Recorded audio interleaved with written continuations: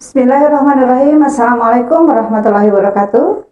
Pada kesempatan ini saya akan memberikan materi tentang teks cerita inspiratif.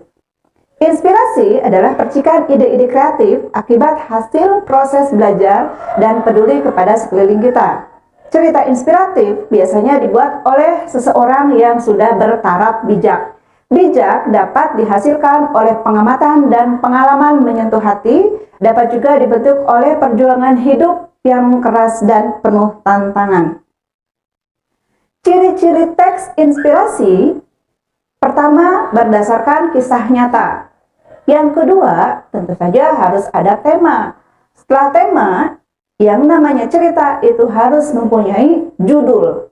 Setelah judul, tentu harus ada alur yang bersifat naratif, dan terakhir ada tokoh yang diceritakan. Di sini saya akan menampilkan contoh teks cerita inspiratif. Kalian bisa membacanya.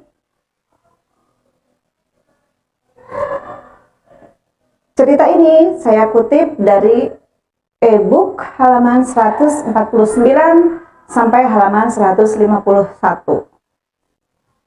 Di dalam teks cerita inspiratif itu ada strukturnya. Struktur teks cerita inspiratif itu ada 5. Yang pertama, orientasi, yaitu pengantar cerita. Yang kedua, perumitan peristiwa, kisah tokoh dan peristiwa menuju ke puncak cerita atau konflik. Kemudian komplikasi, puncak inti cerita, tempat kisah yang menjadi inspirasi.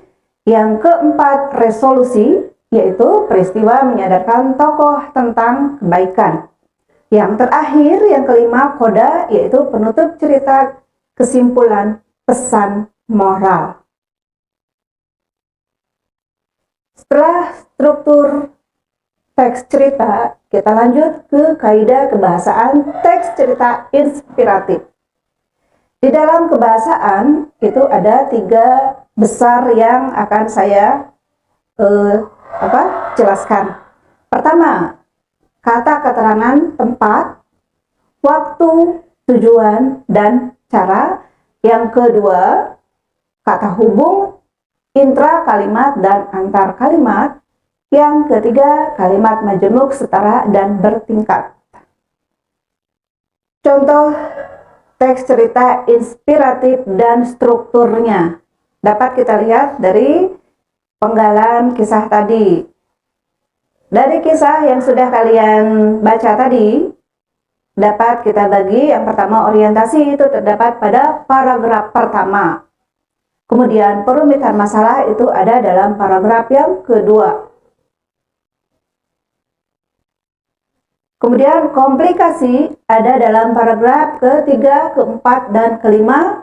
Resolusi paragraf ke-6, dan terakhir koda ada dalam paragraf ke-7.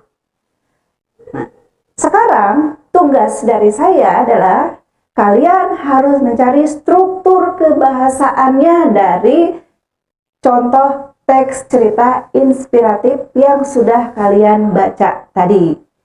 Mudah-mudahan apa yang saya berikan dapat dipahami. Dengan demikian, akhir kata saya ucapkan terima kasih dan salam sehat. Assalamualaikum warahmatullahi wabarakatuh.